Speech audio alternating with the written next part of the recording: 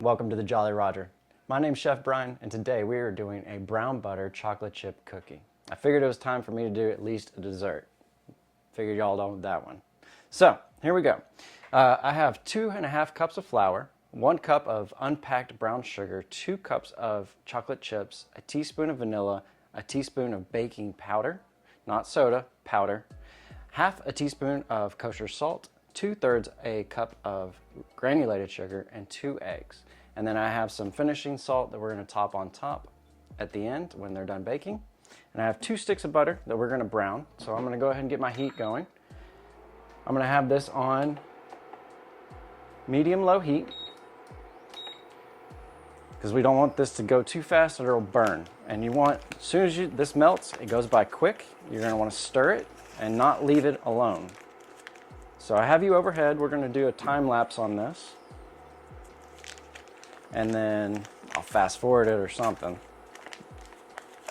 But while we wait for the butter, we can go ahead and mix our dry ingredients.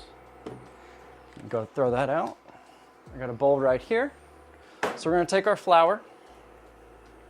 The sugar, yes, it is considered dry ingredients, but we're using that in a different manner. But we're going to take our baking powder and our salt, and we're going to whisk that thoroughly. Get everything well combined.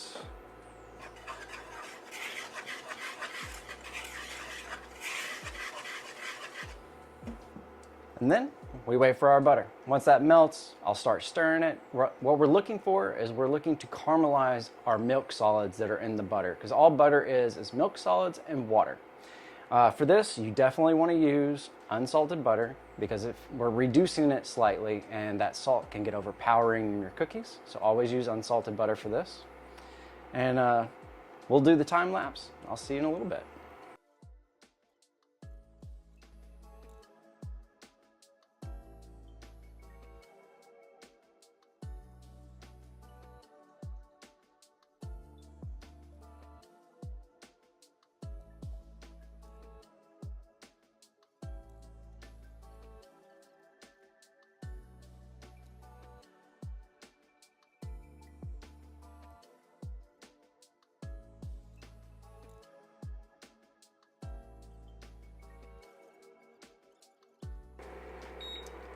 And that is the color we are looking for, right there. That amber, brown, red. I guess amber's kind of reddish. I don't know my colors. Okay, once we get our brown butter done, I like to move mine into another pan or another container vessel. And we want all those little brown bits at the bottom, and I'll show you a clearer picture of that when this settles. But we need to let this cool for a little bit, and then we can continue on to our next step. All right, all of our brown butter is done. And when you do this, if you look at the bottom is where your sediment comes in. That's your milk solids, and that's what we caramelized. So that's where your brown color comes from. And then we're gonna go ahead and put this in our stand mixer. And we want those brown bits in there, so we're definitely gonna get those out. Now, if you don't have a stand mixer, you're welcome to use a hand mixer. If you do not have a hand mixer, you can do this all by hand. But I have a stand mixer, and I like to use what I have because it's easy that way. But these milk solids are definitely a must, so try and get every single one of them out. That's what's going to give this a nutty aroma and flavor. So once that is in, we're going to add in our sugar, both our brown sugar and our granulated. And I'm just going to pour this in. And we're going to mix this on low and get that well incorporated. I know every chef likes to say incorporated. So once we get our butter and our sugar mixed together, the butter should still be slightly warm, so it's going to add a little bit of a melting effect to it. Then we're going to start adding in our vanilla extract, and go ahead and dump that in. And we're going to do 1 egg at a time, and then that way each the whites and the yellows of the egg get mixed. So we'll drop our first. We'll wait just a minute and a half, maybe. And if you're doing this with a hand mixer, just do it on low. Everything should be fine. No need to get crazy with your hand mixer. I've blown a motor on those a couple of times. Put it through a little too much, and my wife did not appreciate that. So once this last egg goes in, we're gonna start adding in our flour, and then that'll give us our premise of our dough. And then finally, at the end, I'm gonna fold in by hand the chocolate chips, just because I don't want them to start breaking up with the mixer itself. And there we have it. We are well incorporated. And I'm gonna do this like half of my flour now and give it a minute, and then half in like 2-stage parts. I should kind of show you what I'm doing, not block the camera view. Remember, on low. And we're gonna let this go for another minute. And then we'll do our third and then get everything incorporated. I'll show you what that looks like. And I have my little spatula here. Let me go ahead and turn it off. If you're at home, always turn it off, because this thing can grab this spatula and it can break your wrist. So we're just gonna scrape down the sides where that flour is. Turn it back on. If I wasn't doing this on YouTube, I probably wouldn't turn it off, but I want to make sure we're doing this safely. All right, we're good to add in the rest of our flour.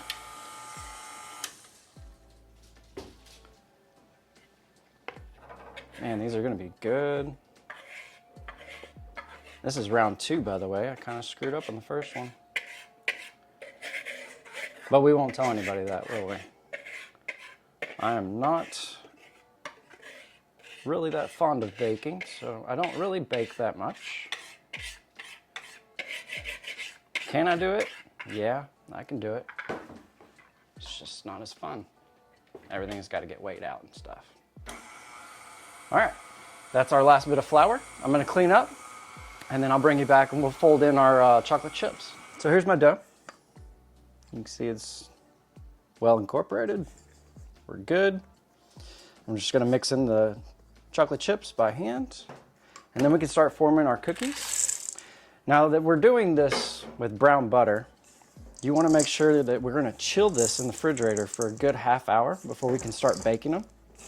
If you start baking them right away, that butter is just going to melt out of your dough and you will not have a pleasant experience. So we can form these into balls, and then I have a pan here with a silicone mat. If you don't have a silicone mat, you can use parchment paper. That works out really well. Keep it from sticking. And then I'm just folding, going across, coming back over.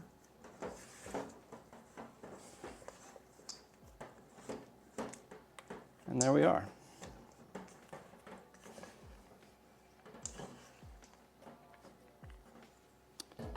That is that. I'm gonna put gloves on just because this is gonna be greasy.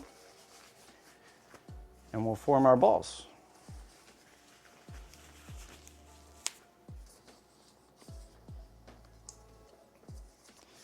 Now the size of your cookie depends on the size of the ball. I like to go with about like a good large meatball size. Problem with that is you can only get so many on a plate or a sheet pay. And so you might want to do smaller cookies, especially if you're doing this for Thanksgiving, because Thanksgiving's coming up.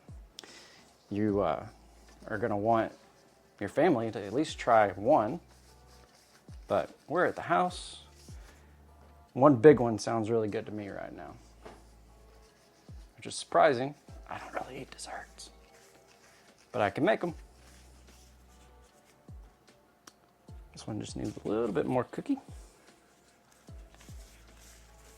And we're just eyeballing just to make sure. You're welcome to weigh it if you want.